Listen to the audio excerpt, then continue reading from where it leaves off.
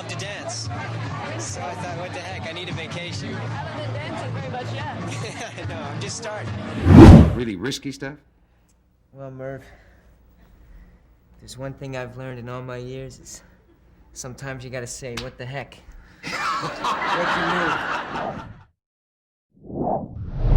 You a good-looking person? No. I mean, I guess when anyone looks at themselves in the mirrors, I mean, I see more so my weaknesses as a person, and somehow, I mean, I never look at myself in the mirror and say, hey, you know, wow, hey, look at that face, you know, you should be an actor.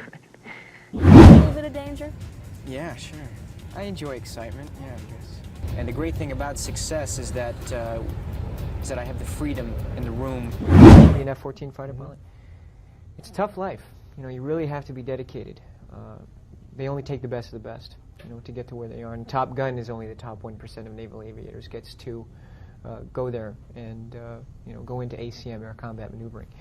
So it's a tough life, especially in the Navy. You're living on a carrier for 9 months. You're risking your life every day when you're going up. Landing on a carrier is, you know, a frightening, to say the least, experience. You're a self-described risk taker. How is that? Self-described.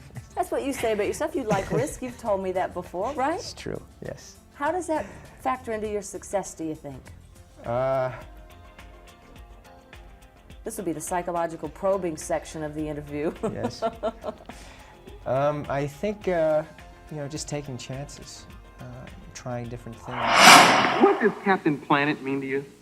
Another little thing I got. Yeah, what does it mean to me? It means, you know, I work, I'm on the board of ECO, Earth Communication Office, which is, we're trying to get environmental messages out to the world and just communicate what people are doing to the Earth. And Captain Planet is an entertaining way to educate the youth and get them involved in recycling, educate them on, you know, so they'll take responsibility. Which character were you? Nathan Detroit, Frank Sinatra character.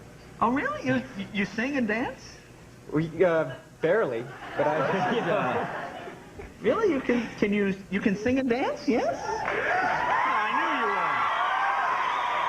You know, I'm not the kind of guy that would embarrass somebody and put him on the spot. You toured with Miles. Let's see you first. You go, then I'll go, Jess. Oh, no, I was doing. I mean, hip sliding and sliding.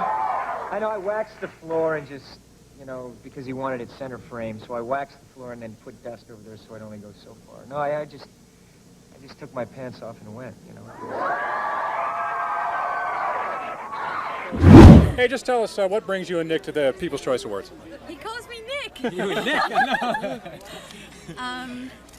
We were nominated. My picture was nominated. Yeah, my picture was nominated. That's why we're here. Why the People's Choice Awards? What makes them special then? Well, it's because it's the people. That's who we make the movies for, and just to be nominated for this, it's very important, and it means a great deal to me. You know, I think that people on a daily basis, whether they realize it or not, are dealing with truths and lies and moral choices, and a lot of times that it's very difficult for someone who takes the high road. You know, it's very rough waters and deep waters. This is a tuxedo. Yes. Is it? Well, thank you.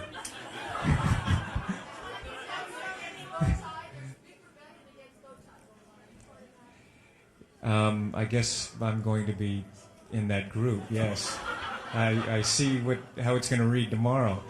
Didn't wear a tux and a tie.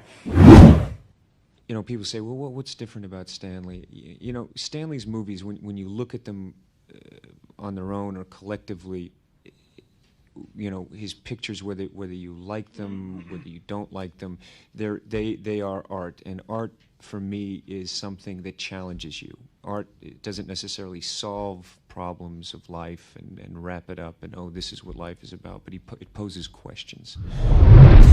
I'm sorry, I'm just got off a little jet lag, just got off a plane, and just pretty amazed right now. But I've got a lot of friends that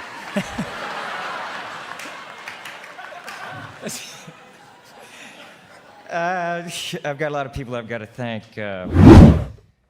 I just think it's the love of what I do. I love what I do. And I think the feeling of recognizing that, recognizing what it is, I think early on what I wanted to do, and not taking it for granted. And I really am, you know, the kind of person. Filmmaker Errol Morris crisscrossed America asking moviegoers and culture makers a question: what do movies mean to you? And you answered. So let's expand this beautiful stage into every one of your homes, and maybe even some of you will answer this question as you stand on this stage tonight. What do movies mean to you? So pull up a sofa. It's just us talking. It's Oscar night. That really hit me, and because that's how I aspire to live my life, with integrity, compassion, honor, loyalty. Those are things that I think about and that mean something to me. But I definitely, in making the picture, I got to really get inside a different culture, and one that I'm absolutely fascinated by. You know, I find when I'm preparing for a character, you look at, and particularly a kind of character like this, who is really dramatizing some very serious antisocial behavior.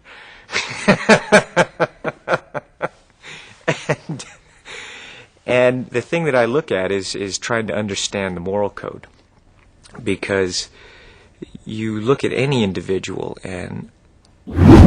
Because the truth is that what everyone knows is that Steven Spielberg is the greatest storyteller cinema has ever known.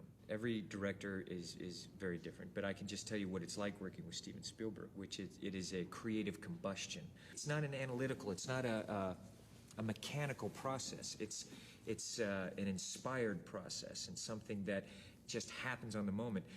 Although this was the fastest pre-production. No, we're going to get married. Yeah. In the next couple of months. The next couple of months. Yes. All right. You see, all guys are vague. No matter, you know, whether it's the guy at the gas station or the biggest movie star in the world. Hey, it's in a couple of months. Guys never seem to know. That's like some mental block area. No, we were going to plan it.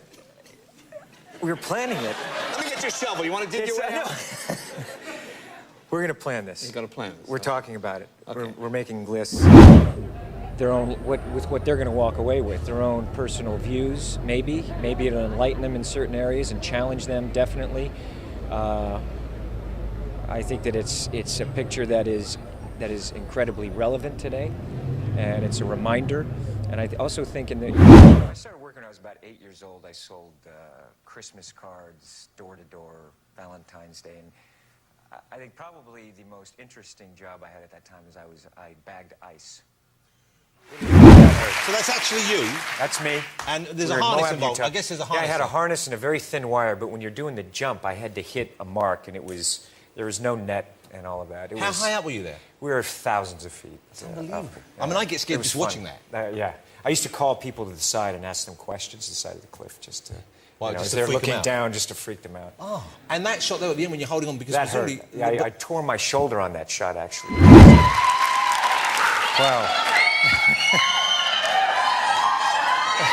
I love you all. It's a real honor for me to be here tonight in this great city of London, this great country, England. You know, I've made several films here. I've been fortunate. And if you don't mind, I'd like to give a big shout out to all the great filmmakers and the great actors. Because when the temperature of the building, at that height, it was also, the sun is beating down on it. It's in Dubai, so I had to measure the exterior of the building, the temperatures, and I was getting daily updates and kind of looking at the past year of what the temperatures are there. And then we went and had to figure out with wardrobe and props the kind of material that I'd use to try to protect my skin in case the metal got too hot to burn me. Okay. What were you like when you were 17? You know, what was I like? I was like, just wanted to get on with my life. Mm-hmm. Were you bad kid? Good kid? No, good kid. Wanted to go to New York. I was saving my money for Europe or going to New York to become an actor. Oh, well, you apparently made the right choice. You apparently made the right choice. Jack is a futuristic blue-collar guy, basically. You know, he's a guy who he fixes drones, and he's in charge of security for the resource gatherers and those big machines that are gathering up Earth's seawater, you know, to be utilized for the new colony on Titan. Thank you. You exercise, don't you? I can tell. Not much. You're very solid. You're very solid. So, like today, what did you do the first thing you woke up this morning? What did you do? Brush my teeth. Okay. Just like regular people. Just Stars like really are just like You gotta us. floss, you gotta do the whole thing. Just gotta get it over with. Do you shave yourself, or do you have a team that does that I for have people you? that do that for me. That's nice. Yeah, if you ever need any help. You know what, they strap me on the side of the plane beforehand, and then they start the engines. Then we taxi, then I go down the runway. And I remember telling the pilot, I said, listen, you know, I got to work with a test pilot. I'm a pilot. I love flying airplanes. Sure. I'm like, look, the angle of attack, I want to make sure my legs are hitting against the fuselage. And he was just kind of smiling at me the whole time. And I was like, really, I needed my legs to hit the fuselage because we set the camera up on the airplane so that you see the ground going away. It's really, just as an actor, a very fun character to play, challenging to play, and I think enormously entertaining for an audience. The movie opens almost at the end of a movie, and this woman who helps him and helps these other people, and it starts this relationship between them, just a dialogue, and she actually has his old job at the 110th. And I remember when I first started making movies, we didn't travel around that much. You know, we'd go and do interviews, and I finally said to the studios, I said, look, let's bring premieres to all of these countries, and then we can meet the fans, and you know, for me, that's what it's about. I make my movies for people, and I love those evenings, and just have it be a celebration of movies and entertainment. And congratulations on that. Yes. You do. Yeah, it was funny because when I got up to the top of that skid, and I have to, first of all, I got to climb up that thing a million times. It was freezing cold. When I got up there, I go into a free fall down the rope, and there was just a moment where I'm thinking, I don't want to let go. I don't want to do it. Yeah, because you know it's coming. We know what you Yeah, have and I to just do. don't want to, because I'm free fall. I don't want to end up on my head hitting that ball. You know, I mean, I rehearse.